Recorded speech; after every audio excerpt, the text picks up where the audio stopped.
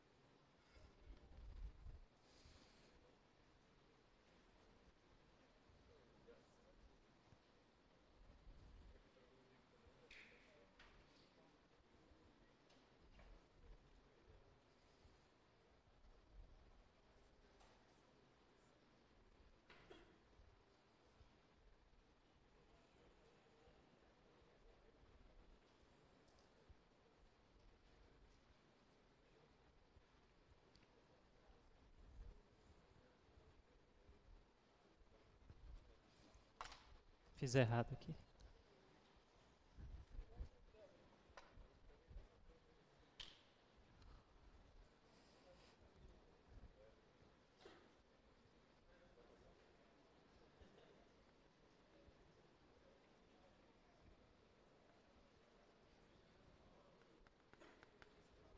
Agora sim. Então, esse aqui é o gráfico da nossa função, né? Então, voltando lá, qual é a primeira pergunta que se faz? A letra A, né? Letra A pede para determinar o valor da função no ponto menos 4 e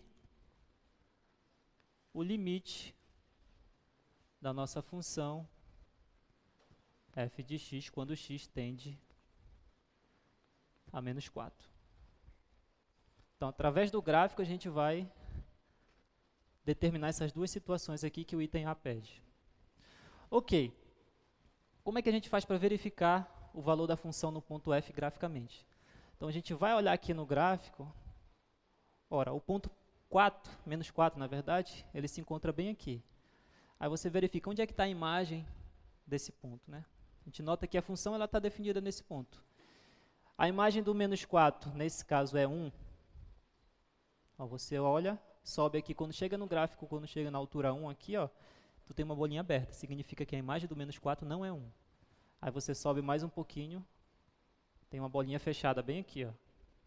E a imagem dessa, o valor desse ponto aqui na altura é 2, ó, significa dizer que a imagem do ponto menos 4 é 2.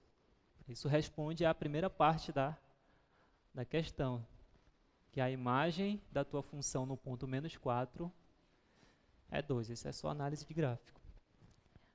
E o limite da tua função f de x quando x tende a menos 4? Né? Aí você vai olhar aqui para o ponto menos 4 e pensar o seguinte, né? Tem um teorema que te diz o seguinte, quando os limites laterais existem e são iguais, então existe o limite da função naquele ponto. Aí você pensa o seguinte, olha, o que acontece quando eu me aproximo aqui do 4 pela direita, usando valores maiores que 4?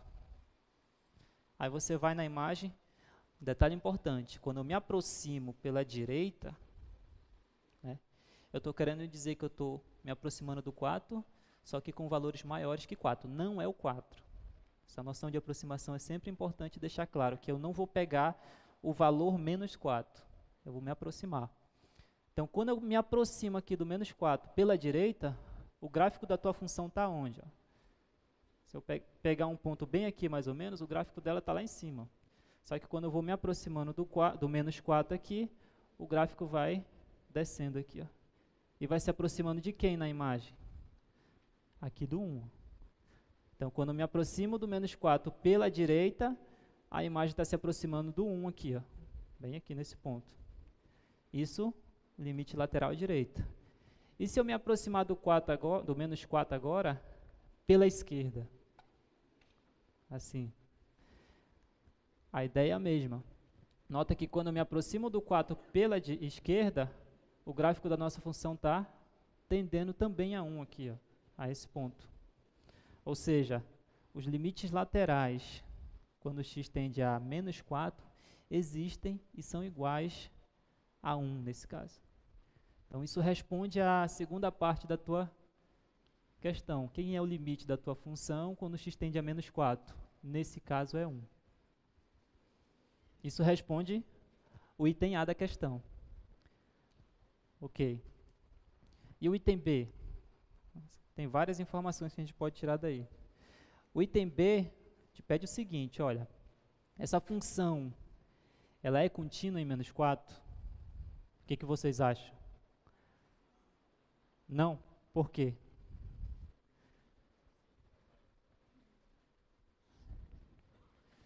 Então, para ficar bem claro isso aí,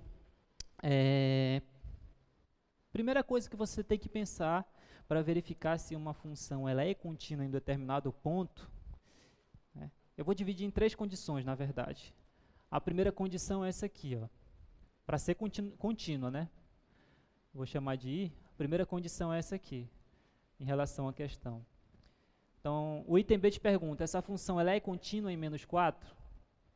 Não sei. A primeira condição é que o menos 4 ele tem que pertencer ao domínio da tua função. O menos 4 faz parte do domínio da função?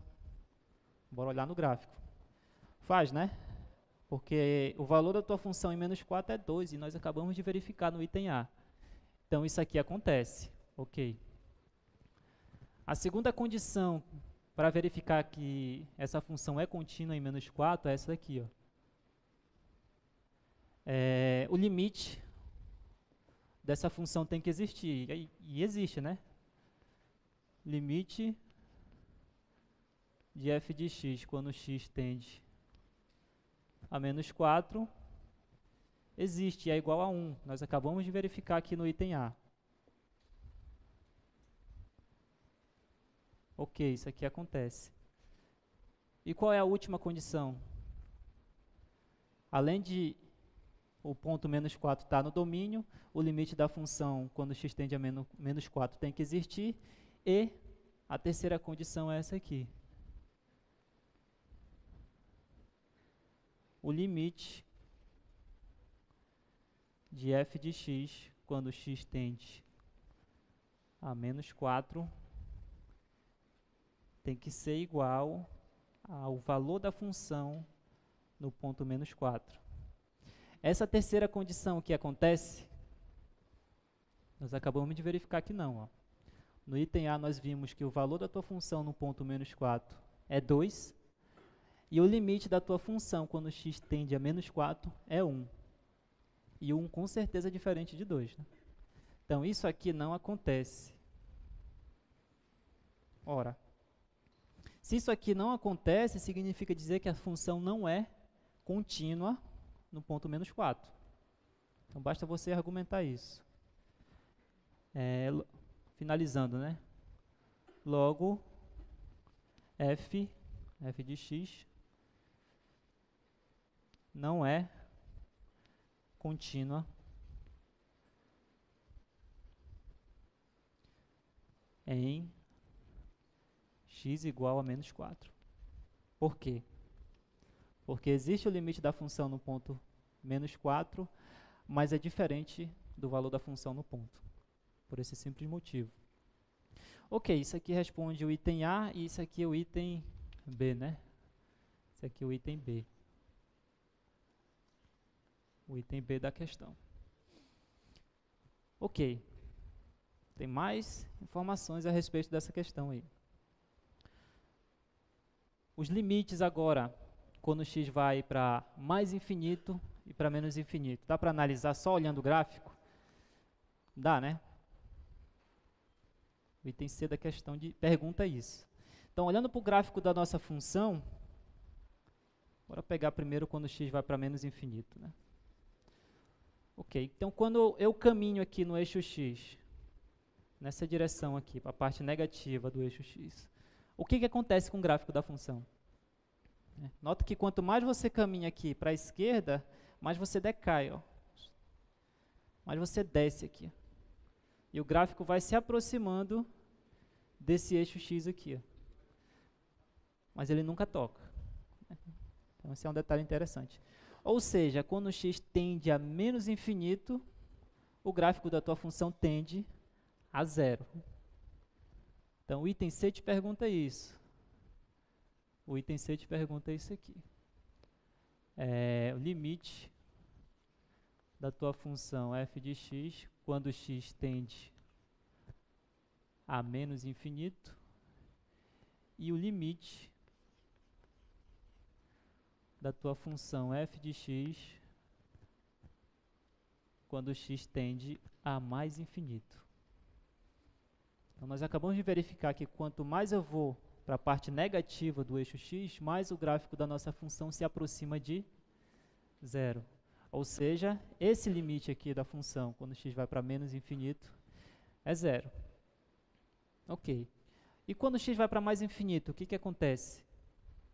Bora lá, né? Ó. Então, quando vai para menos infinito, se aproxima de 0. E quando vai para mais infinito? Nesse sentido aqui. Note que quanto mais eu cresço aqui o valor do x, ó, o gráfico da nossa função vem daqui. Ó. Então, quanto mais eu vou para a direita, mais ele vai caindo. E se aproximando dessa reta horizontal aqui, que vale 2. Ó. Ou seja, o limite dessa função, quando x vai para mais infinito, é 2. Nesse caso. Então, a gente tem que o limite dessa função, quando x vai para mais infinito, está dando 2. Isso responde o item C da questão, né? Isso responde o item C. Só que esses dois limites aqui te dão uma informação a mais que a questão não pediu aí. Que são as chamadas assíntotas horizontais. No caso dessa questão, a gente tem duas assíntotas. Né? Esse valor aqui, 0, né? A reta y igual a 0, nesse caso, é uma assíntota horizontal para a nossa função. E a reta y igual a 2 também é uma assíntota horizontal para essa função, porque esses limites aqui deram dois valores, deram dois números reais distintos. Né? Então, isso aqui quer dizer isso aqui também. Ó. Isso implica que y igual a 0 e y igual a 2 são assíntotas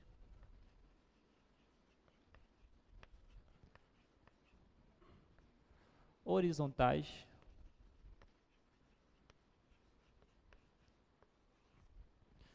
para a função f de x. Esses dois limites aqui te garantem que y igual a 0 e y igual a 2 são as assíntotas horizontais para essa função que é dada pelo gráfico ali. É óbvio, né, que só é possível ter duas assíntotas horizontais de uma determinada função.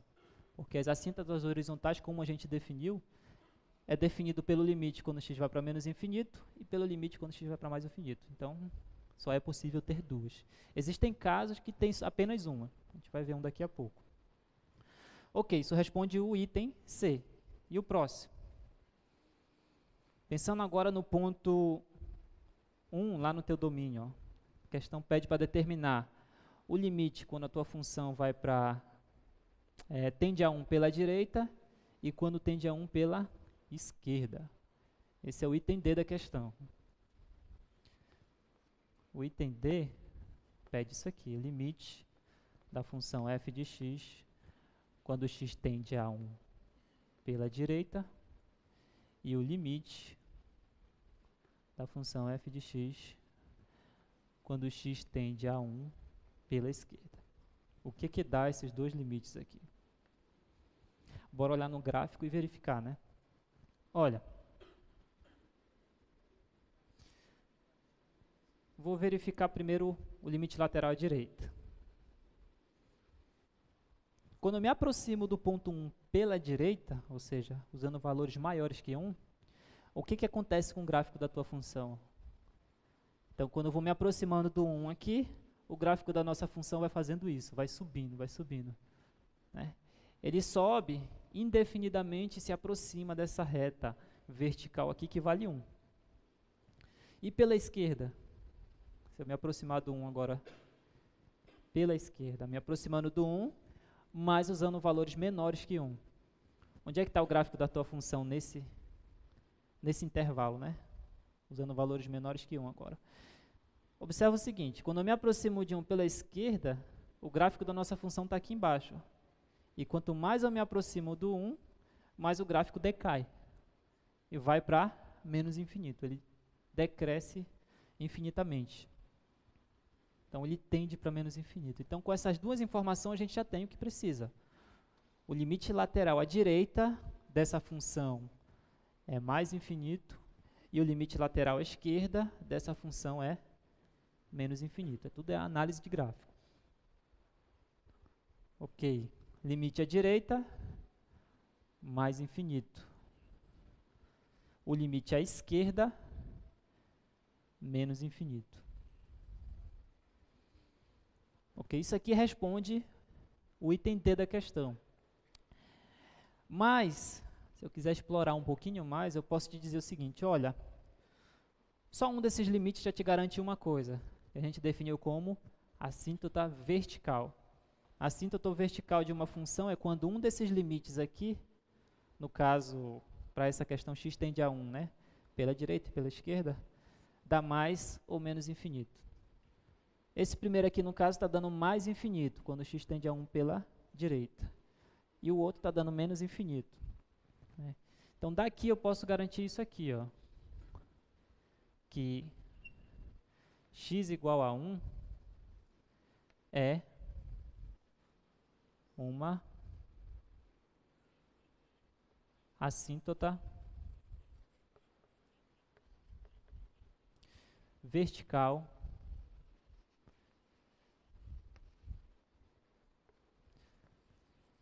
da tua função f de x.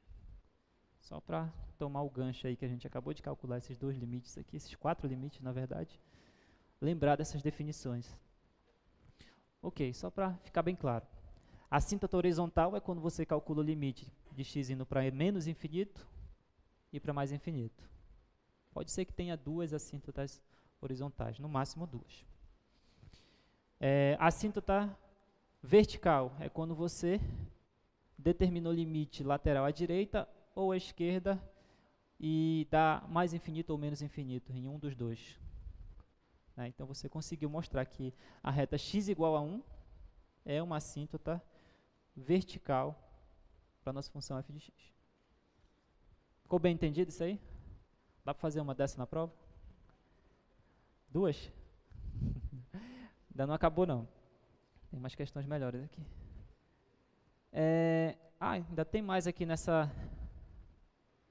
nesse item D, né? Discuta a continuidade dessa função em x igual a 1, né? Essa função ela é contínua em x igual a 1, o que vocês acham? A primeira pergunta que se faz para verificar se é contínua em um ponto é qual? Esse ponto faz parte do domínio da função? Não. Esse ponto aqui ele não faz parte do domínio da função. A tua função ela se aproxima dessa reta, onde x vale 1, tanto pela direita quanto pela esquerda, ó, mas ele não faz parte do domínio. Então, não faz nem sentido perguntar se ela é contínua nesse ponto. Então, no ponto x igual a 1, ela não é contínua. Ok, então, próximo item, né? Próximo item te pergunta, f é derivável em x igual a 1? O que vocês acham? O que vocês acham? Ela é derivável em x igual a 1? Deixa eu fazer bem aqui. É o item E. F é derivável em x igual a 1? O que vocês acham? Não, né? Por quê? Porque ela não é nem contínua. Tem um teorema que eu coloquei na aula passada que te diz o seguinte, é isso aqui, ó. Se uma função f de x é derivável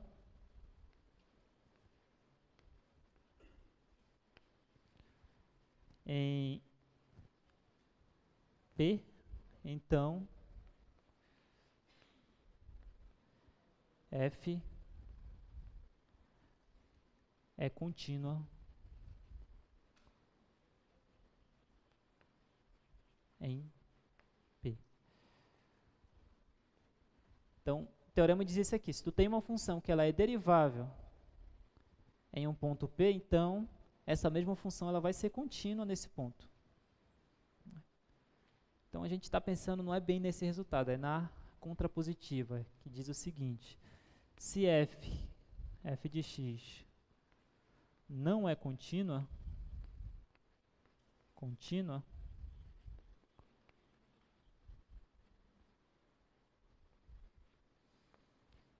então f não é derivável.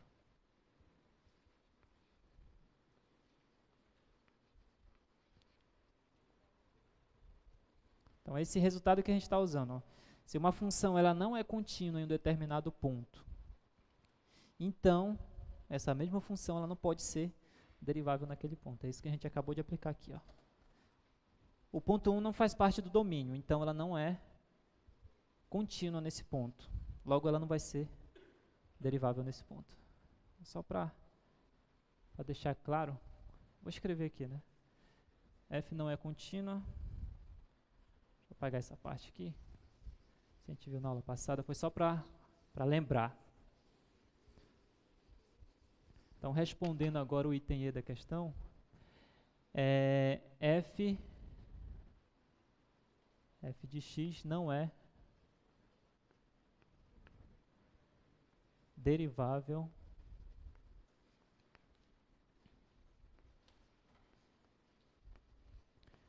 em x igual a 1, pois não é contínua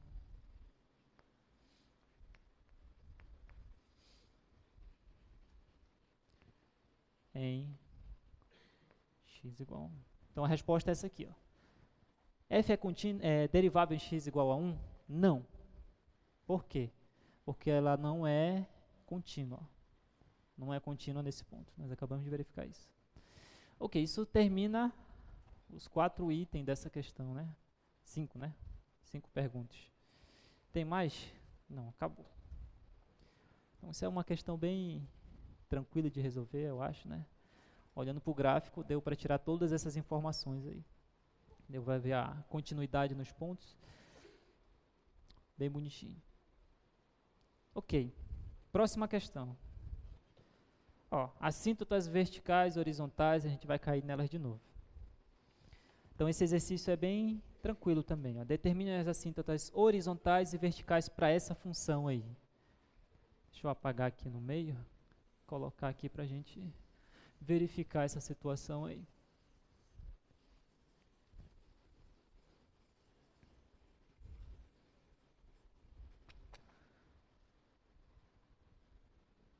Então, a gente tem f de x igual a 1 sobre x menos 1 menos 2. A gente tem essa função aqui e a questão pede para verificar as assíntotas horizontais e verticais. Eu vou começar calculando as assíntotas horizontais, que eu acho mais fácil. Então, por definição, o que a gente tem que calcular para verificar as assíntotas horizontais? É o valor da tua função. Né? Se a tua função se aproxima de um valor, quando x vai para menos infinito e quando x vai para mais infinito. Então, é isso que a gente vai calcular. Então, as assíntotas horizontais. Então, vamos calcular esse limite aqui, primeiro, da função f de x, quando x vai para mais infinito. Mais infinito. Ok. Então, a nossa função é conhecida, bora substituir aqui, isso aqui vai ficar igual ao limite de 1 sobre x menos 1, tudo isso menos 2, isso quando x vai para mais infinito. Então, temos que calcular esse limite aqui.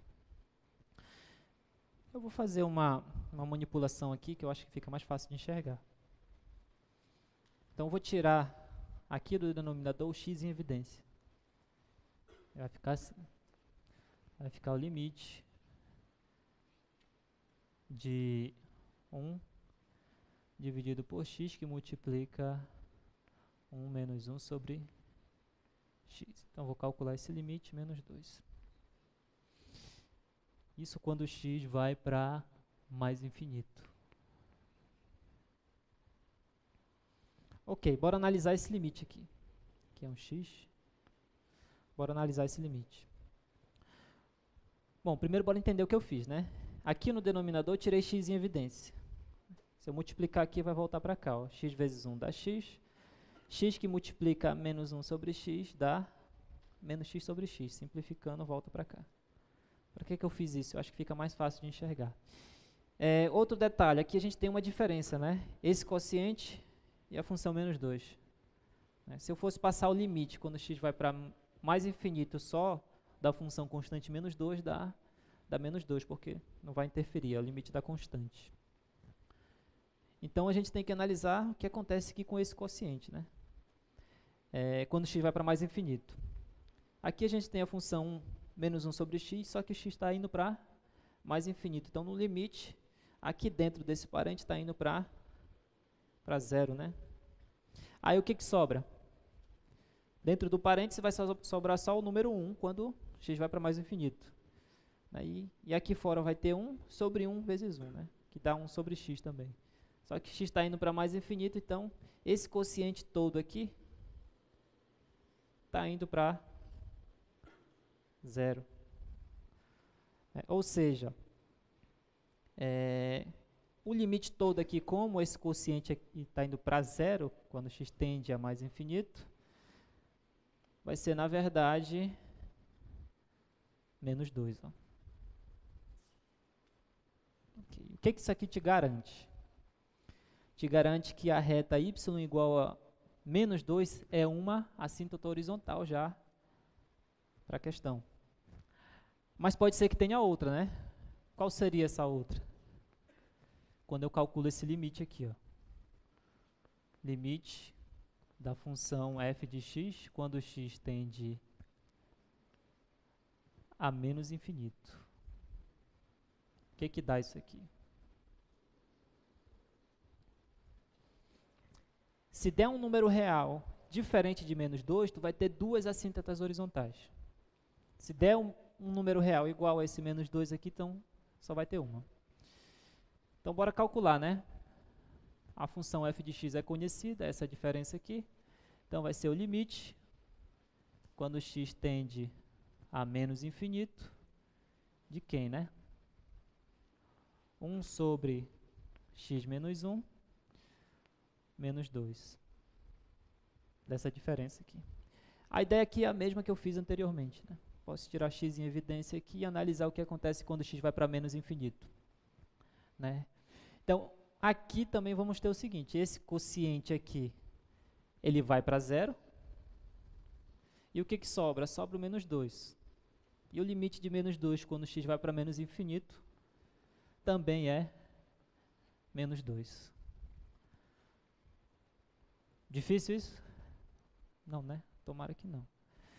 Então, só para recapitular, ó, se eu te der uma função e pedir calcula as assíntotas horizontais, você tem que calcular esse limite da função quando x vai para mais infinito e esse limite da tua função quando x vai para menos infinito. Nesse caso, deu menos 2 no limite de x indo para mais infinito e deu menos 2 também quando x vai para menos infinito. Aí você só conclui.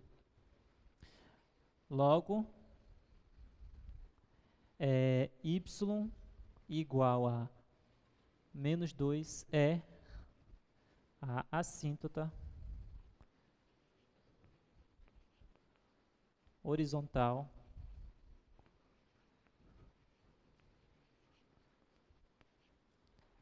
para a nossa função f de x.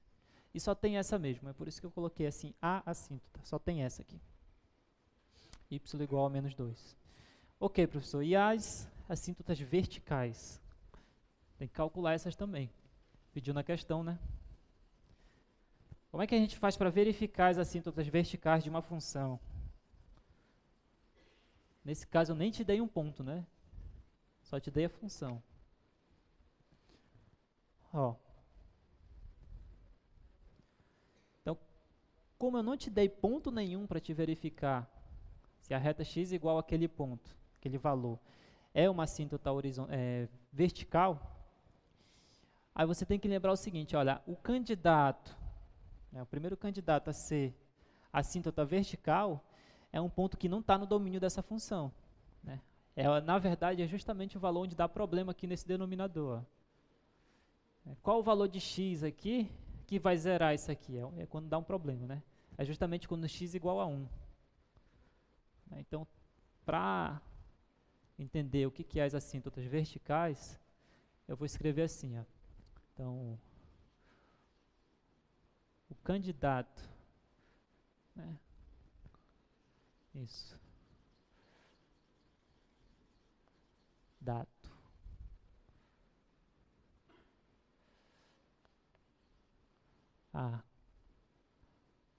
Vou abreviar aqui. Assíntota vertical é x igual a 1. Por quê? Por que x igual a 1 é um candidato? Pois o 1 não pertence ao domínio da função. Por que ele não pertence ao domínio da função? Justamente porque se eu substituir o valor de x igual a 1 aqui, ó, eu vou ter 1 dividido por 0, que na verdade a gente não pode calcular isso. Dá um problema aqui. Então sempre é isso. Você olha para a tua função, verifica os pontos que não fazem parte do domínio, e x igual a esses pontos vão ser as assíntotas, vão ser os candidatos a assíntotas verticais. Ok, como é que a gente faz para verificar se é ou não assíntota vertical? Calcula um desses dois limites aqui, ó. Limite da função f de x quando x tende a 1 pela direita e o limite da função f de x quando x tende a 1 pela esquerda. Deixa eu colocar separado aqui. Vou calcular primeiro esse, na verdade. Ok. Agora a gente vai calcular esse limite lateral, né? A função já é conhecida, então a gente vai substituir aqui. Isso aqui vai ser igual ao limite de 1 sobre x menos 1 menos 2 quando x tende a 1 pela direita. E agora? Como é que a gente faz para calcular isso? Bom, tem que lembrar de um teorema que a gente viu nas aulas anteriores. Ó. Pensa que aqui é duas funções. Aqui uma função no numerador, que é a função constante igual a 1, e aqui embaixo uma outra função, um g de x qualquer. G de x qualquer não, é x menos 1. Nota que quando x tende a 1, né, aqui em cima vai tender a quanto? Vai tender a 1, né, que é um número positivo. E aqui embaixo, não tende a 0? Aí você tem que lembrar, está tendendo a 0 a valores positivos ou negativos? Tem uma forma analítica e tem uma forma geométrica de entender isso. Bora fazer as duas. Ó. X menos 1 né, é maior ou menor que 0? Basta olhar para cá. Ó. Como x tende a 1 pela direita, significa que eu estou me aproximando do ponto 1 a valores maiores que 1. Estou me aproximando do ponto 1, só que usando valores maiores que 1. Então, se eu fizer essa diferença de um número que é maior que 1 menos 1, esse resultado aqui com certeza é maior que 0. Né? Então, aqui meio que já dá a resposta. Né? Esse camarada aqui é um número maior que 0, só que está se aproximando de 0, porque x está se aproximando de 1. Então, o denominador aqui é uma função que está se aproximando de 1 a valores positivos. Então, o numerador está dando um número positivo e aqui se aproxima de 1 a valores positivos. Aí o teorema te diz que nessas condições o resultado desse limite aqui, olhando só para esse quociente, é mais infinito. Sim ou não? Sim, né? Ok. Uma outra forma de enxergar isso é pensando no gráfico dessa função aqui. Ó. Essa função não, do x menos 1, né? Então, x menos 1, como seria o gráfico, né? Como seria o gráfico não, né? Só a ideia, onde é que ele é positivo, onde é que ele é negativo, essa é a análise de sinal que a gente chama. Então, bem aqui a gente tem o ponto 1.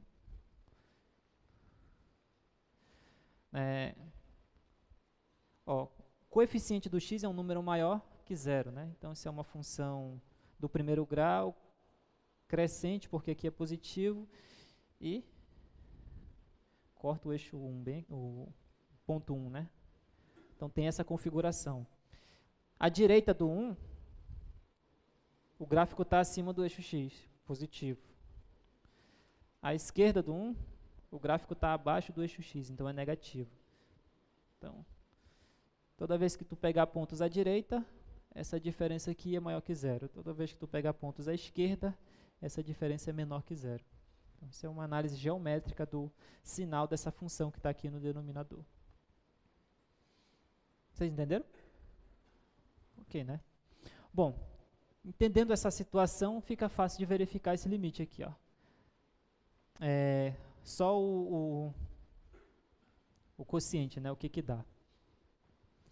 Então, aqui está dando 1 e aqui está dando uma função que se aproxima de 0 a valores positivos. Então, esse quociente aqui tende a mais infinito. Né? Então, eu tenho mais infinito subtraindo 2 unidades. O que dá isso? Dá mais infinito. Ok. Então, calculando esse limite aqui, eu já posso te garantir com certeza, né, como o limite da função, quando x tende a 1 pela direita, é mais infinito, né, o gráfico da tua função tende àquele valor 1 ali, significa que x igual a menos 1, igual a 1, já é uma assíntota vertical. Mas embora poderia parar a questão bem aqui sem problema. Mas bora andar mais um pouquinho, bora calcular o outro limite que a gente vai precisar daqui a pouco. A gente vai fazer o gráfico da função só usando essas situações aqui. Então, calculando o limite da função f de x, quando x tende a 1 agora pela esquerda, o que vai dar isso aqui? Isso vai ser o limite quando x tende a 1 pela esquerda de 1 sobre x menos 1 menos 2. A análise é a mesma, né? O raciocínio é o mesmo. Aqui, só olhando só para o quociente, tem uma função que tende para 1, é um número positivo, e aqui embaixo é uma função que está indo para 0, a valores positivos ou a valores negativos. Né? Aí você tem que pensar o seguinte, olha, x se aproxima de 1 pela esquerda, estou me aproximando de 1 só que usando valores menores que 1. Ou seja, eu estou pegando um número que é menor que 1 e subtraindo 1 aqui. Isso está dando maior que 0 ou menor que 0? Menor que 0 nesse caso. Então, estou me aproximando de 0 aqui. Esse denominador se aproxima de 0, só que a valores negativos. Ou seja, esse quociente aqui, ele vai tender para menos infinito. Então, esse limite todo aqui, quanto é que dá? Tu tem menos infinito, subtraindo ainda 2 unidades. O que dá isso aí? Está menos infinito, né? Ok. Já acabou a questão, professor? Não sei, bora ver. Ainda não, ó. Ainda não, bota lá pra gente. Então, ó, com essas informações que a gente acabou de colocar aqui no quadro, vocês conseguem esboçar o gráfico dessa função? Sim, né? Bora fazer isso aí. Deixa eu fazer aqui no... apagar isso aqui da questão anterior. Então, a ideia agora é usar as assíntotas verticais e horizontais para desenhar o gráfico da função. Vou fazer bem aqui. Então, aqui a gente tem o eixo y.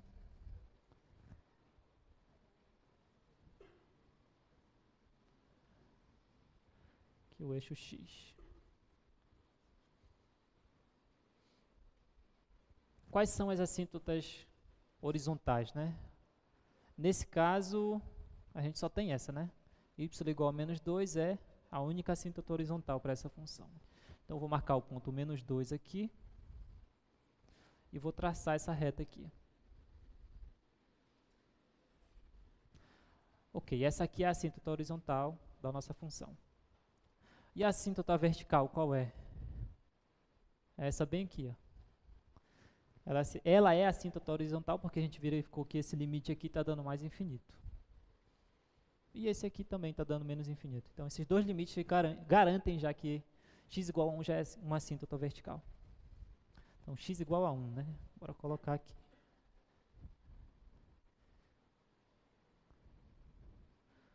E aqui é 1.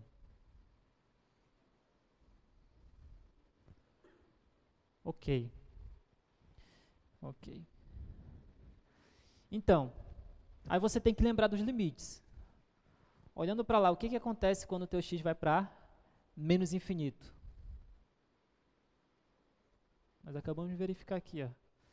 Quando o x vai para menos infinito, a função está dando menos 2. Ou seja, quando eu me caminho aqui para a esquerda, a função se aproxima dessa reta, né? Mas por cima ou por baixo? Não sei, não dá para saber ainda. Para saber isso, você tem que verificar o que acontece quando o x se aproxima do 1 aqui pela esquerda. Então, do menos infinito, ela se aproxima dessa reta x igual a menos 2, ou y igual a menos 2. Só que quando se aproxima de 1 pela esquerda, olha o que está dando, ó, menos infinito. Então, ela vem da reta que y igual a menos 2, e quando se aproxima de 1 pela esquerda, está dando menos infinito. Então, basta verificar isso aqui.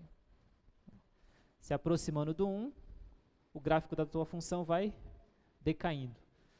Então, Ele faz isso aqui, ó. E vai embora. Ok. Então, quando x vai para menos infinito, o gráfico tende a menos 2. Né? E quando x se aproxima de 1 pela esquerda, o gráfico está dando menos infinito. Essa mesma análise tu vai fazer para cá agora. O que acontece quando x está indo para mais infinito? Ó, quando x tende a mais infinito, também está dando menos 2. Ok.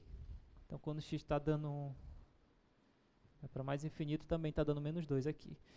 Mas em cima ou embaixo? Não sei. Aí tu tem que verificar o que acontece quando x se aproxima de 1.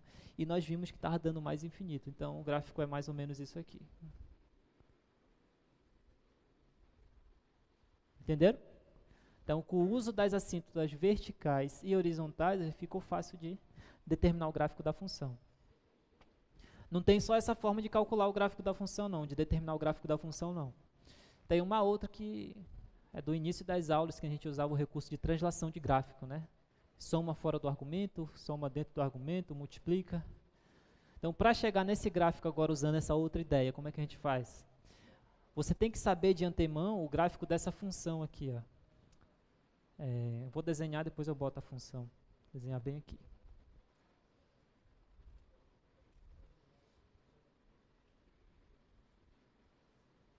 Aqui está o eixo x, aqui o y. É uma função que faz isso aqui. Que função é essa, gente? Essa aqui é a função 1 sobre x, ó. As assíntotas horizontais e verticais dela, respectivamente, é o eixo x e o eixo y. Ó, então, eu tenho o gráfico dessa função dessa forma. Eu quero chegar naquele gráfico aqui, nesse daqui agora, para essa função que a gente deu. O que aconteceu com o gráfico aqui? Ele desceu 2 unidades, né? Estava bem aqui, a assíntota horizontal e desceu para cá. Então, eu vou somar ou vou subtrair aqui fora do argumento? Vou subtrair, para descer o gráfico da função. Então, eu vou ter um outro gráfico assim. Né? Subtraindo 2 unidades, então esse aqui é o eixo x, aqui é o eixo y. X, y. E aqui é menos 2. Então, vou ter uma situação desse jeito aqui.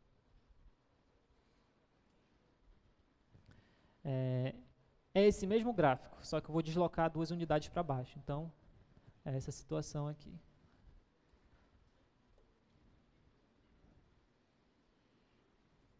Então, o gráfico dessa, a função que tem essa cara aqui, que tem esse gráfico, é essa daqui, ó. É 1 sobre x, 1 sobre x menos 2. Ó, a partir dessa função, eu determinei o gráfico dessa outra função. E para chegar nessa função aqui, que é 1 sobre x menos 1 menos 2, nota que só foi preciso subtrair uma unidade aqui dentro do argumento da nossa função. Quando eu subtraio uma unidade aqui, significa que eu estou transladando o gráfico para a direita. Foi o que aconteceu aqui. Então, 2 formas de determinar o gráfico dessa função. Usando as assíntotas verticais e horizontais que a gente obteve aqui nessas contas, ó, usando esses limites aqui e os outros lá do outro quadro, ou usando translação de gráfico, a gente viu no início das aulas. Pega uma função que o gráfico é conhecido e vai manipulando ele até chegar no que tu quer. Isso para desenhar o gráfico da função. Até aqui tudo bem, pessoal? Difícil?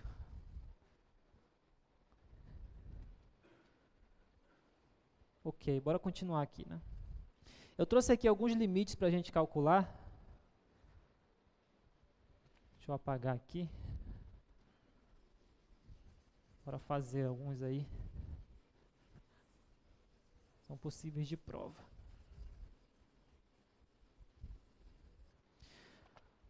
Ok, o primeiro é esse daí, né? O limite. Já outra questão, né? Limite de raiz de x menos raiz de 4 dividido por 4x menos 16. Isso quando x tende a 4. Como é que eu faço para calcular esse limite aqui? Primeira coisa, né? Bora ver se dá uma indeterminação. Quando x tende a 4 aqui em cima, vai dar raiz de 4 menos raiz de 4, que dá 0. E aqui vai dar 4 vezes 4, 16, menos 16 dá 0. Aí realmente dá uma indeterminação, 0 sobre 0. Então não dá para jogar direto. Então o que eu vou fazer aqui é uma regra que quase sempre dá certo. Eu vou multiplicar em cima e embaixo pelo conjugado desse número, que é raiz de x mais a raiz de 4, tudo isso dividido por raiz de x mais raiz de 4. Né? Aí olha o que apareceu aqui, algo que já está bem batido aqui nas aulas, né? Apareceu aqui raiz de x menos raiz de 4, que multiplica a raiz de x mais a raiz de 4, ou seja, a menos b que multiplica a mais b. Então eu posso reescrever esse limite assim, ó, limite quando x tende a 4, aqui no numerador vai aparecer o seguinte, ó, vai aparecer raiz de x ao quadrado menos raiz de 4 ao quadrado. Tudo isso dividido. Aqui, ó, nota que aqui o 16 é múltiplo de 4, então eu posso tirar o 4 em evidência daqui e daqui. Então vai ficar 4 que multiplica x menos 4, tudo isso que multiplica a raiz de x mais a raiz de 4. Então a gente tem essa situação aqui. Observa o seguinte, quanto é que é raiz quadrada de x ao quadrado? Dá x, né? E raiz quadrada de 4 ao quadrado? Dá 4, né? Então eu posso simplificar esse numerador aqui com x menos 4. Eu vou só escrever isso para ficar bem claro. Limite quando x tende a 4 de x menos 4 dividido por 4, que multiplica x menos 4, que multiplica a raiz de x mais a raiz de 4. Então a gente fica com esse limite aqui. Ó. Esse x aqui veio dessa primeira parte aqui no numerador, raiz de x ao quadrado é o próprio x, raiz de 4 ao quadrado é o número 4. Agora eu posso simplificar esse com esse, o que sobra? Sobra 1 dividido por 4, que multiplica raiz de x mais raiz de 4. Se eu passar o limite aqui, se eu substituir aqui o x por 4, vai ter problema? Não, né? Porque vai ficar raiz de 4 mais raiz de 4, que multiplica 4. Tudo isso dividindo o número 1 que está em cima. Então, eu já posso calcular o limite direto. Vou colocar aqui embaixo. Isso aqui vai dar 1 dividido por 4, multiplica a raiz de 4 mais a raiz de 4.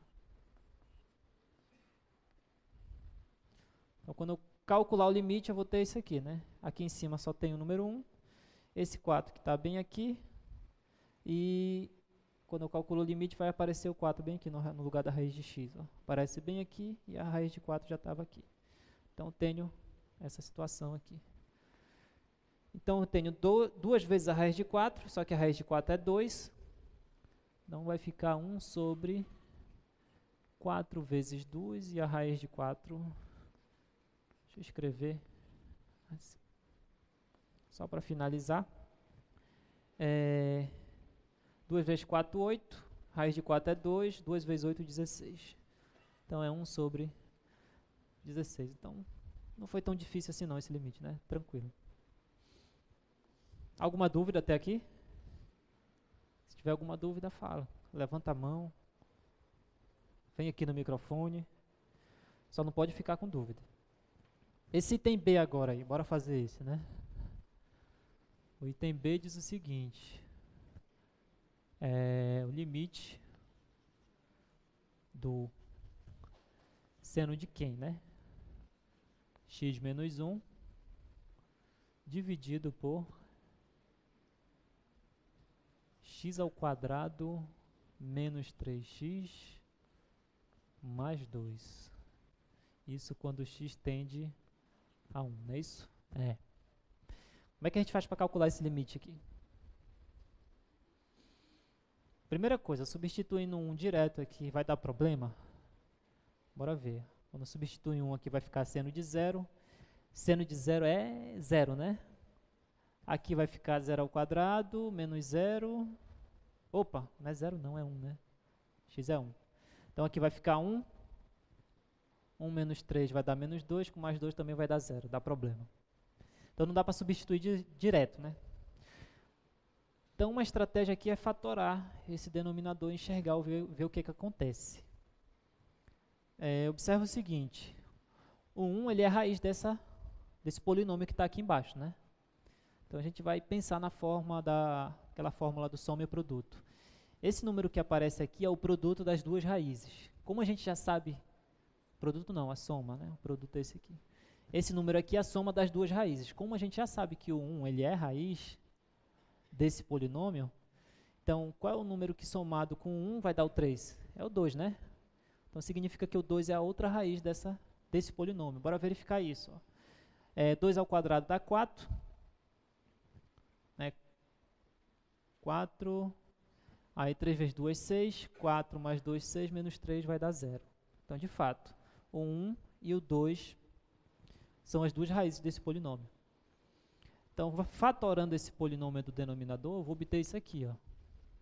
Então, limite do seno de x menos 1 dividido por x menos 1, que multiplica x mais 1. Isso quando o x tende a 1. Vocês entenderam o que eu fiz aqui? Eu só fatorei esse polinômio e cheguei nesse produto aqui. Se você multiplicar aqui, você volta para cá. X vezes x vai dar x ao quadrado, que é 2. Isso, x vezes 2 vai dar 2x, e menos 1 vezes x vai dar menos 3, né? Isso. Multiplicando aqui, volta para cá. Sem problema. Observa o seguinte. Eu tenho seno de x menos 1 dividido por x menos 1, que multiplica 1 sobre x mais 2, sim? E se eu pensar nesse limite, ó, limite quando x tende a 1 de 1 sobre x mais 2, vai dar problema quando x tende a 1? Não, né?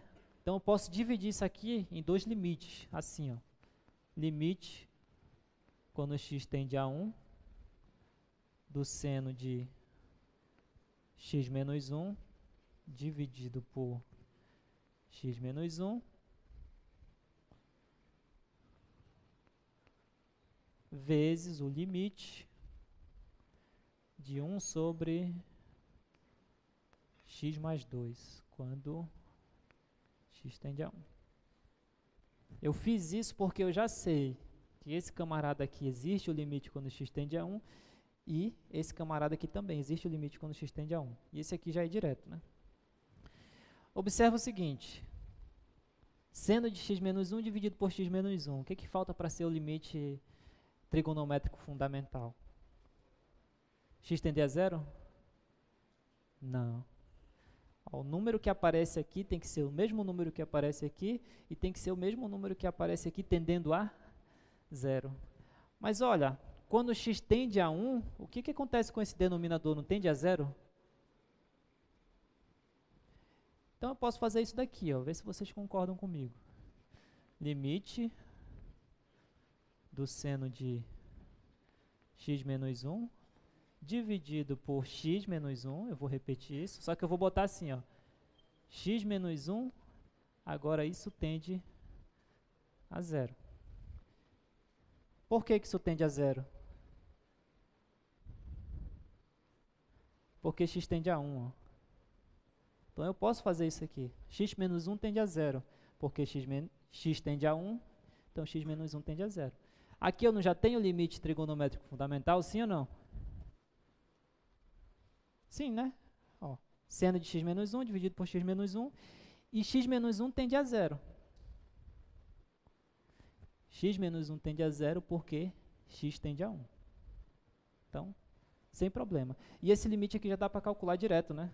Ó, quando x tende a 1, aqui vai dar 1 terço, né? Multiplica 1 terço. Ok. E só para finalizar, quanto é que dá esse limite aqui? É 1, né? Vocês entenderam o que eu fiz? Tranquilo. Então vai ficar 1 que multiplica 1/3, que é igual a 1/3. E acabou o problema. Resolveu a questão. Ok, bora ver o próximo.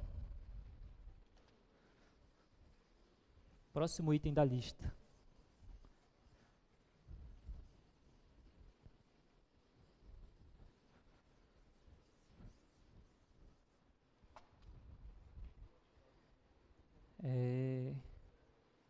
Vocês têm dúvida nessa de polinômios?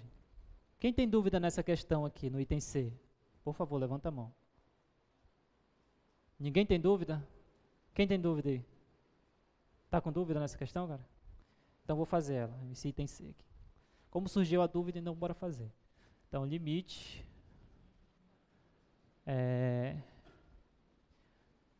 7x ao cubo menos 12x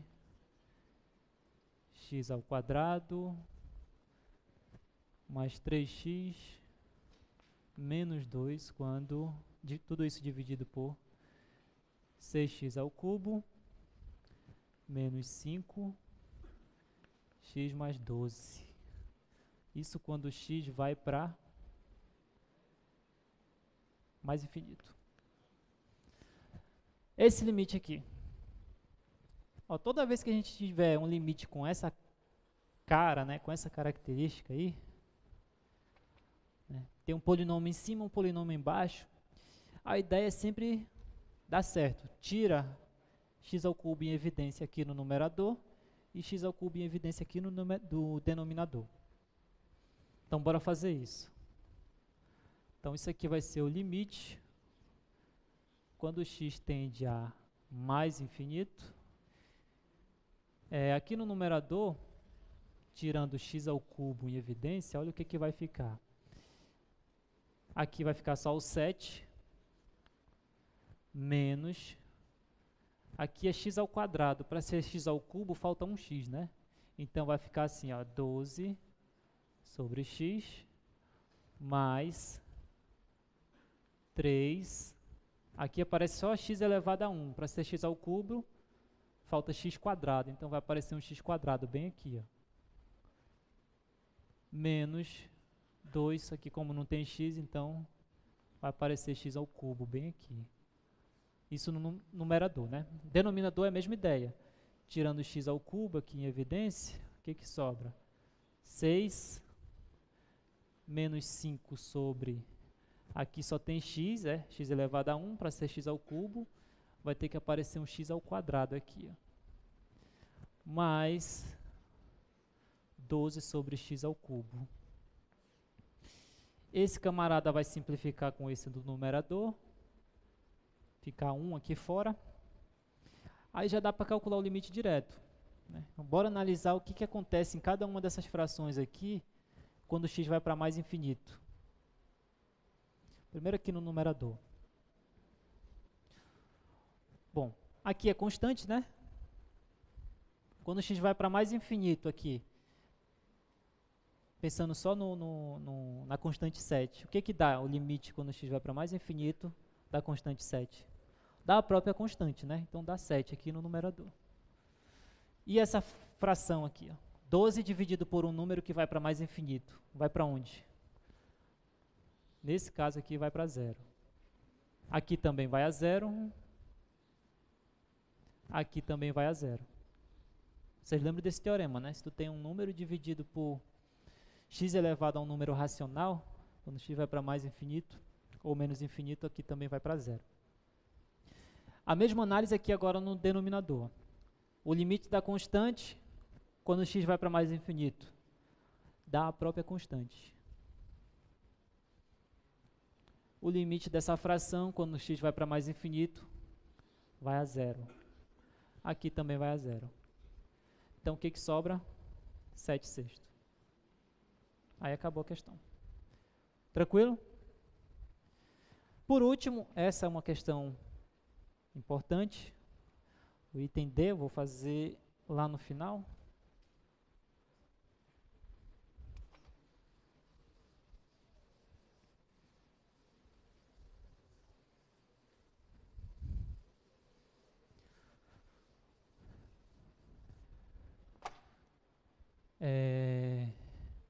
Esse limite aqui, ó.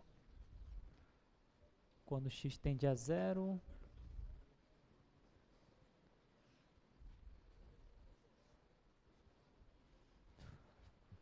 raiz cúbica de x ao cubo mais π vezes o x, tudo isso dividido por e elevado a x ao quadrado, vezes o cosseno de π dividido por x. É feio esse, né? A primeira impressão que dá é quando a gente olha isso aqui, é que a gente não vai conseguir calcular nunca. Mas ele não é difícil. Primeira pergunta, dá para substituir zero direto aqui? A priori não, porque aqui se substituir zero aqui, ó, vai dar um problema aqui nesse argumento aqui do cosseno. Mas se for olhar separado, né? Aqui, ó, se for substituir zero aqui, vai ficar zero ao cubo mais π vezes zero que dá zero, dividido por e elevado a zero que dá 1. Nesse caso aqui, só nesse quociente aqui não dá problema, né? Mas aqui a gente tem um problema. Substituir zero aqui não dá. Então a ideia aqui é usar o teorema do confronto, que foi em umas aulas aí que a gente viu. Na verdade é uma consequência dele, né? A primeira coisa que você tem que lembrar é o comportamento dessa função cosseno. Então, para resolver essa questão, você tem que fazer o seguinte. Primeiro, vou chamar de I aqui, né? Primeiro, o cosseno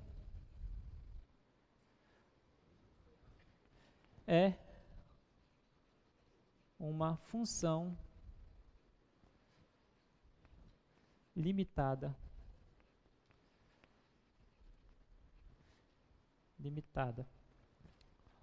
Ou seja, já pensando na questão, ó, essa função aqui é uma função limitada, a função cosseno. Quando eu falo limitada, eu estou pensando nisso aqui, que o cosseno de π sobre x é menor ou igual que 1. Isso para qualquer x diferente de zero, né? Quando eu falo que o cosseno é uma função limitada, eu estou querendo dizer isso. Aqui o módulo do cosseno de π sobre x, já pensando na questão, é sempre menor ou igual que 1. Isso para qualquer x aqui diferente de zero, porque a função não está nem definida em zero. Então, essa é a primeira parte da solução dessa questão, que ela não é uma questão assim que tu tem que fazer a conta e resolver o limite, tu tem mais que interpretar e adequar a consequência do teorema do confronto. A primeira parte está ok, que é essa função aqui limitada. E qual é a segunda parte que você tem que verificar? Se o limite dessa função aqui vai a zero. Então, se você conseguir isso, ó, essa função limitada e o limite dessa vai a zero, então você garante que o produto vai a zero. Então, 2i é o seguinte, bora calcular o limite só dessa função aqui, quando x vai a zero. O limite, quando x tende a zero, é de raiz cúbica de x ao cubo mais π sobre x, π vezes x dividido por e elevado a x quadrado. O que dá esse limite aí, né? Nós acabamos de verificar que não tem problema em substituir direto, porque essa função aqui, ela está definida no ponto zero. Se eu substituir zero aqui direto, ó, vai ficar zero aqui, π vezes zero, que é zero, raiz cúbica de zero, que é zero. E aqui e elevado a zero é 1, né? Tem que lembrar disso, que como esse e não é o número zero, a elevado a zero também vai dar o próprio 1. Então, esse limite aqui está dando 0 sobre 1. Que é quanto? É 0. Aí você só conclui, ó, de 1 e de 2, você garante que esse limite aqui é zero. Vou chamar de estrela aqui. Fica mais fácil. Vou escrever bem aqui.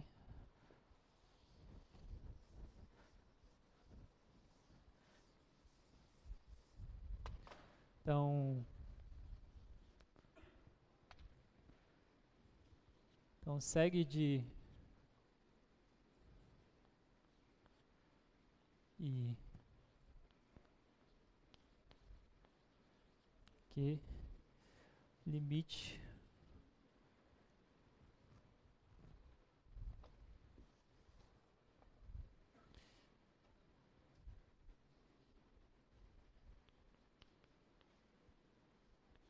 tende a zero. Então, a estrela é esse limite todo aqui que eu coloquei. Ok, só para ficar bem claro, ó. Primeira coisa, eu verifiquei que a função cosseno de π sobre x é limitada para todo x diferente de zero. E depois eu verifiquei que o limite só dessa função aqui, dessa raiz cúbica dividido por e elevado a x², é zero. Então, com essas duas informações aqui, eu já posso concluir direto. Ó, segue de 2i, que o limite lá em estrela é zero. Ou seja, se estrela converge para zero, sem problema. Ok, bora ver. Quero ver algumas coisas ainda antes de acabar o tempo. Ainda dá tempo ainda. Olha essa questão aqui agora, né? Deixa eu apagar aqui.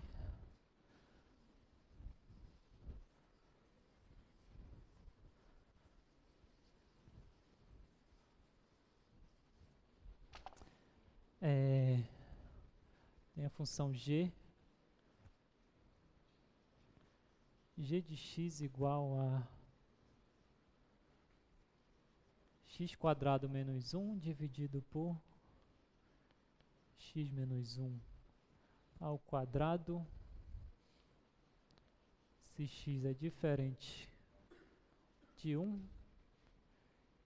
e 2 se x igual a 1. A questão te pergunta se essa função é contínua em x igual a 1. Questões de continuidade, né? Mais uma vez aqui apareceu. Essa função aqui, ela é contínua em x igual a 1? O que vocês acham? Primeira pergunta. Primeira coisa que você tem que verificar. O 1 pertence ao domínio dessa função, sim ou não? O que vocês acham? Pertence ao domínio? Sim, né? A imagem da tua função, quando x é exatamente igual a 1, está bem aqui, ó. É 2. Então, isso aqui está valendo, ok. Para verificar a continuidade, o ponto tem que estar no domínio. Depois, o que tem que acontecer? Tem que existir esse limite aqui, ó. G de x quando x tende para 1. Vocês acham que existe esse limite? Detalhe. Quando eu faço esse limite aqui, x tendendo a 1, eu estou querendo te dizer, olha, o x não é o número 1. Ele está se aproximando, mas não é.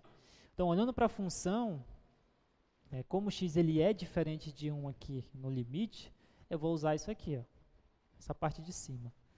Então, só para continuar, então eu vou calcular, na verdade, isso daqui, limite de g de x ao quadrado menos 1, tudo isso dividido por x menos 1 ao quadrado.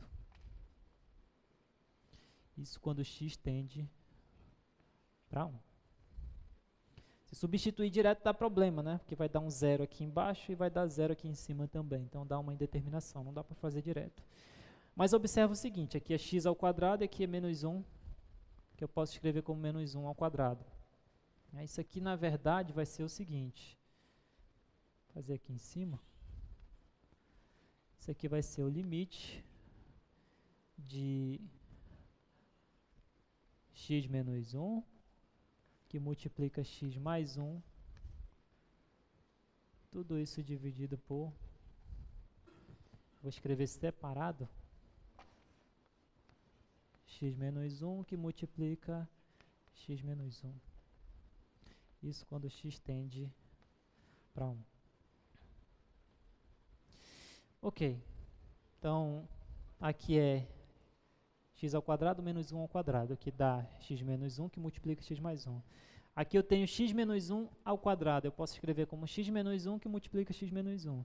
Eu posso simplificar esse com esse sem problema. O que sobra? Aí aqui dá um probleminha, né? Sobra x mais 1 dividido por x menos 1. Não dá para verificar direto.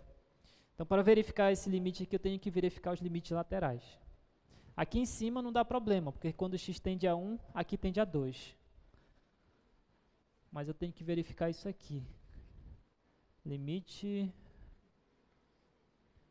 de x menos mais 1 dividido por x menos 1 quando x tende a 1. Ó, então aqui o que eu fiz? Eu estou pensando em calcular esse limite da função g de x quando x tende a 1. Substituindo a nossa g, como x ele é diferente de 1, eu peguei esse quociente aqui. Está bem aqui. Arrumando esse quociente aqui, eu consegui chegar aqui. Ó. Simplifiquei esse com esse, e o que sobrou? X mais 1, x menos 1. Só que não dá para calcular direto, porque se eu substituir x igual a 1 aqui, eu vou ter um problema. Vou ter um número dividido por 0. Então não dá para fazer direto. Então vou ter que analisar os limites laterais. Então, bora analisar o limite lateral à direita. Nesse caso aqui. Se existirem os limites laterais à direita e à esquerda e forem iguais, então esse limite aqui existe. Se não existirem os limites, então esse limite não existe.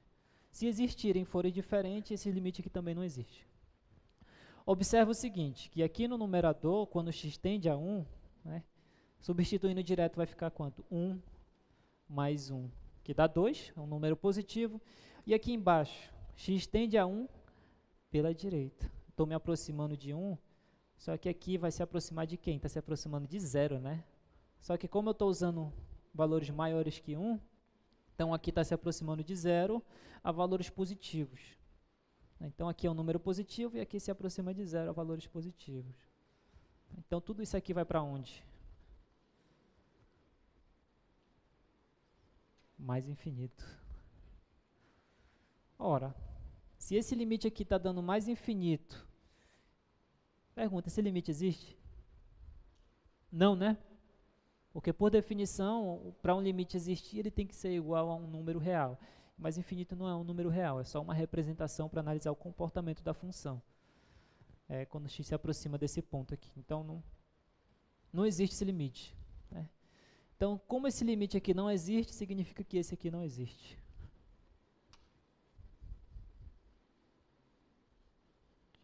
Não existe.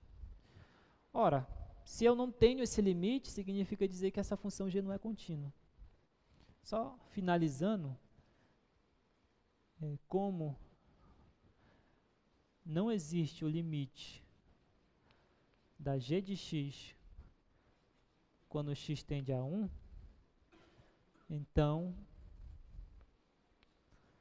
g de x não é contínuo.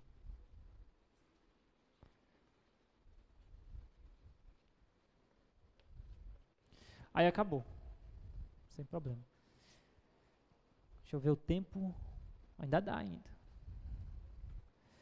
Essa aqui é uma questão de... Eu queria chegar nela, que usa o teorema do valor intermediário. Então, deixa eu apagar aqui. Próxima questão. Mais uma questão de organizar as informações e adequar o teorema do valor intermediário, né? Então, tem essa função aqui, f de x igual x à quinta menos 4x ao cubo mais 1. E a questão, o item A da questão, volta lá, por favor, pede para determinar um intervalo unitário que contenha uma raiz para essa função aqui. Primeira coisa, o que é um intervalo unitário, né? Um intervalo unitário é algo desse tipo aqui, ó. Do tipo A e A mais 1. Onde esse A pertence aos números reais. Geometricamente, um intervalo desse tipo é algo assim. Aqui é o ponto A e aqui o ponto A mais 1. Quando eu falo intervalo unitário, eu estou querendo dizer que o tamanho desse intervalo que tem a extremidade inferior A e a extremidade superior A mais 1, esse comprimento daqui para cá tem que valer 1. É isso que eu estou querendo te dizer com intervalo unitário. Então, esse pedacinho aqui vale 1. Por exemplo, eu poderia pensar nesse intervalo aqui, né? 1, 2. Então, ou 0, 1 também. 0, 1. São dois intervalos que o comprimento deles vale 1. Esse aqui mede 1, esse aqui mede 1, pensando no comprimento do intervalo. Ok. Ficou bem entendido isso aí? O que é um intervalo unitário? Ok, mas bora voltar para a questão, né? A questão pede um intervalo unitário que tem uma raiz para essa função aqui. Eu tenho que lembrar do teorema do valor intermediário, na verdade uma consequência dele, né? A ideia é essa aqui, ó. Vou botar geometricamente. É tipo isso aqui. Tu tem aqui um ponto A, um ponto B. A imagem do A, digamos, está aqui embaixo, bem aqui. E a imagem do B está dando bem ali em cima, né? F de A, F de B. Mas o que o teorema te diz? Ó, se tu tem uma função contínua no intervalo fechado, nesse caso aqui AB, função contínua, a primeira ideia é essa, a função tem que ser contínua. De modo que a f de A é menor que 0, f de B é maior que 0, ou vice-versa, a imagem do ponto B pode ser negativa e a do ponto A positiva. Se a tua função é contínua, o teorema te garante que em algum momento a tua função vai ter que cruzar em um ponto aqui, dentro do intervalo, que em geral a gente chama de C, onde a imagem desse C tem que dar exatamente 0 aqui.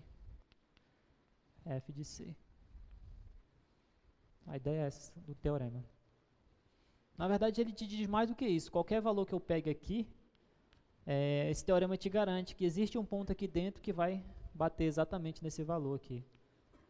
Alguém no domínio que a imagem vai dar nesses pontos aqui. Mas como você está pensando só na raiz, você está pensando num ponto aqui do domínio que a imagem dá 0. Então, a primeira coisa que você tem que pensar é que a função ela tem que ser contínua. Nesse caso, é fácil de verificar. E segundo, você tem que obter uma desigualdade mais ou menos desse tipo. Ó, f de A menor que 0, menor que f de B. Ficou claro isso? Ó, f de A é menor que 0, que é menor que f de B. Ou vice-versa. Sem problema. Então, a ideia é essa. Então, eu vou dividir em partes, né? Então, primeiro, f de x é contínua, né? Contínua, por quê? Pois é um polinômio.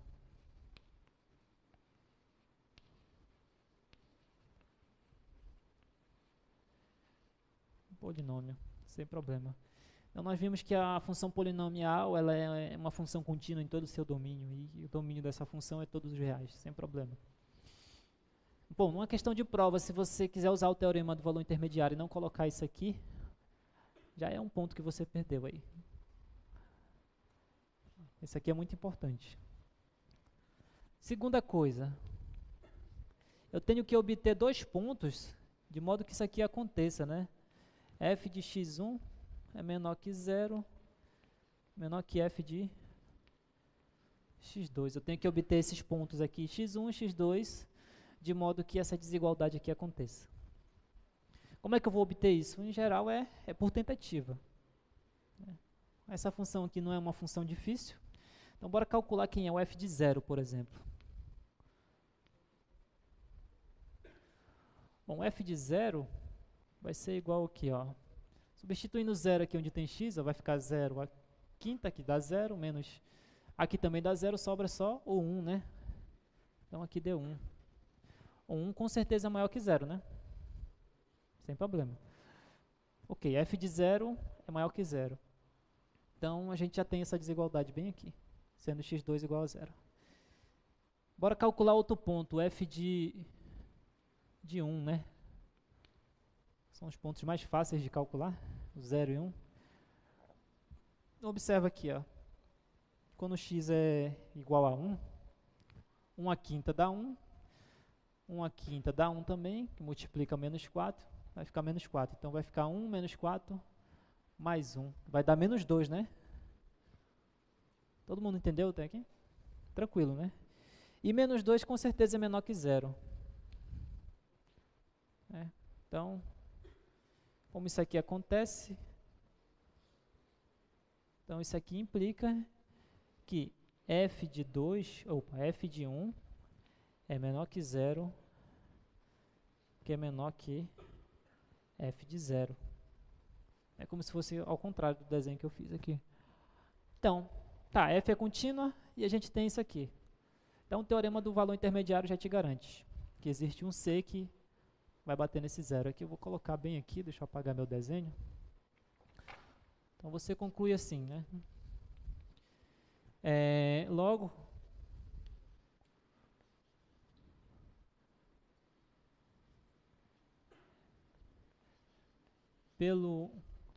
vou abreviar aqui, teorema do valor intermediário, existe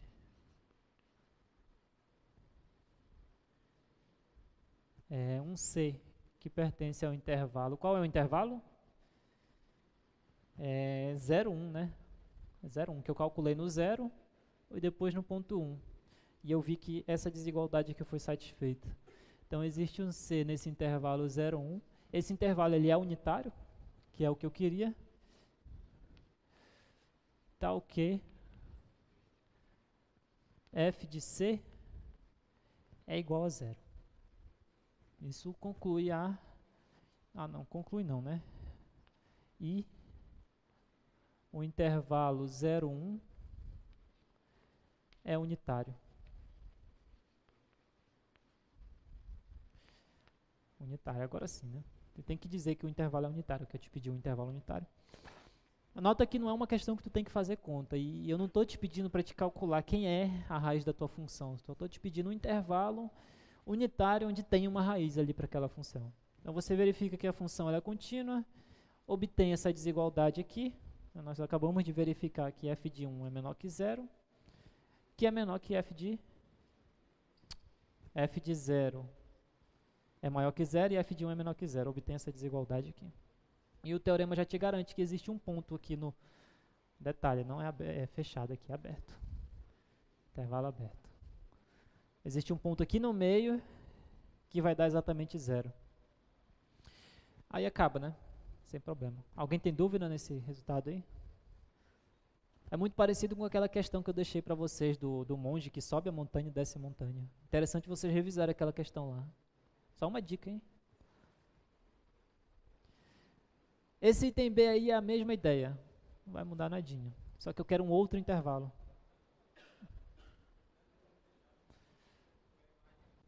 A imagem fechada? Não, isso aqui é o intervalo no domínio. Isso aqui é o domínio. O teorema não fala do intervalo fechado.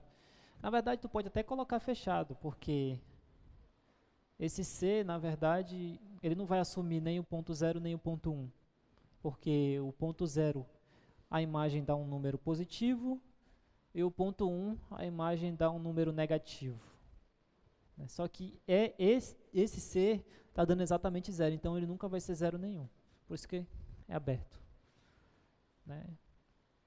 Não sei se dá algum problema se eu considerar um intervalo fechado aqui.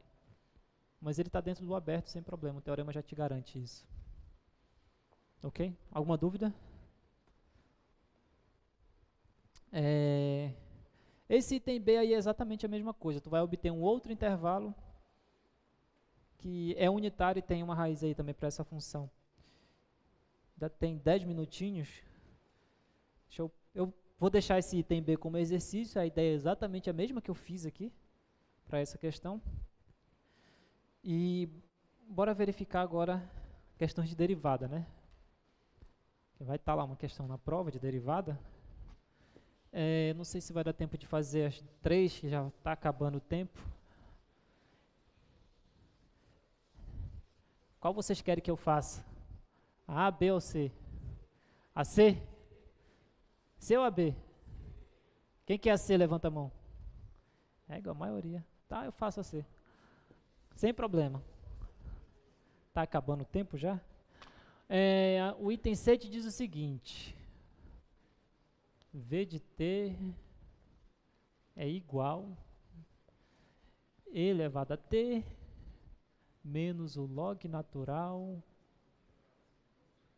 de T mais 1 sobre T à quinta. Para calcular a derivada dessa função. Lembra que na aula passada eu finalizei com 2 resultados, né? Se eu tiver a soma de funções deriváveis, a derivada da soma vai ser a soma das derivadas. E se eu tiver um número, nesse caso não tem, né? Aqui, um número multiplicando, então bora mudar aqui, né? Deixa eu botar aqui 2. Pronto, agora melhorou um pouquinho. Uma constante que multiplica essa função aqui. Então, se eu tiver uma constante e multiplica a função, a constante sai, eu vou derivar só a função aqui, sem problema. Esse resultado a gente viu na aula passada. Então, eu quero calcular a derivada dessa função aqui. O que eu vou fazer? Eu vou derivar cada uma dessas parcelas separadamente. Então, vai ficar isso daqui, né? 2e elevado a t derivada, menos o log natural de t, a derivada, mais 1 sobre t à quinta derivada. É isso aqui que a gente tem que verificar. Usando já os resultados que eu dei no final da aula passada, aqui a gente tem uma constante que multiplica a função exponencial. Essa constante sai da derivada, o que sobra? Sobra a exponencial. Então é isso que a gente tem que derivar agora. Menos a derivada do log eu coloquei, né? Isso é uma função elementar. Eu não demonstrei, né? Eu queria ter demonstrado, mas não deu tempo. Só que eu mostrei, olha, um resultado que diz o seguinte: a derivada do log natural vai ser exatamente 1 dividido pelo argumento que aparece aqui. 1 sobre t. Mas e aqui? Eu tenho uma função aqui, potência, né? Só que ela está um pouquinho feia. Então, a ideia aqui é fazer o seguinte: eu vou passar esse t à quinta para o numerador. Ainda não vou derivar, eu vou só organizar aqui. Então, vai ficar isso aqui. Eu passei o t à quinta para o numerador e ficou com sinal negativo aqui no expoente. Aí aqui vai ficar 2, ó. A derivada da exponencial eu também coloquei na aula passada, né, que é um resultado que eu não provei, né, não deu tempo. Mas a gente já sabe que a derivada da exponencial vai ser ela mesma, né? Então não vai mudar, vai ficar e elevado a t menos, aqui já está pronto, né? 1 sobre t, mas agora bora derivar isso aqui. Isso aqui é uma função potência, né? Menos 5 é o número real. Então a regra é o seguinte: eu vou passar esse camarada que está aqui no expoente multiplicando o t. Então vai ficar menos 5t. E o expoente eu vou tirar uma unidade. Aqui já tem menos 5. E vou tirar mais 1. Menos 6. Ou seja, eu vou obter 2 elevado a t menos 1 sobre t menos 5 t elevado a menos 6 aqui agora. Então, esse aqui eu só repeti aqui, esse aqui também. E aqui vai ficar menos 5 aqui é menos 5 menos 1 dá menos 6, chegou bem aqui. Ou seja, vou botar bem aqui. A derivada dessa função deu o quê? Só para organizar aqui. Deu 2e elevado a t menos 1 sobre t menos, aqui vai ficar assim, 5 sobre t a sexta, só para organizar bonitinho. Então, eu te dei essa função aqui e verifiquei que a derivada dela deu isso daqui. Alguém tem algum problema para verificar isso aqui? Por exemplo, se o t ele é o tempo, e essa função aqui é a função posição de uma partícula, por exemplo, essa derivada vai ser o quê? A velocidade da partícula, né? E a derivada dessa velocidade vai ser o quê? A aceleração da partícula. E a derivada da aceleração vai ser o quê? Oi? Desconhecido? Não, tem um nome para isso. Ok, as outras não são difíceis, a ideia é a mesma, né? Pergunta para vocês, qual é a derivada do seno? Cosseno? Isso. E a derivada do cosseno? Derivada do menos seno? Tá certo. Pessoal, por hoje é só.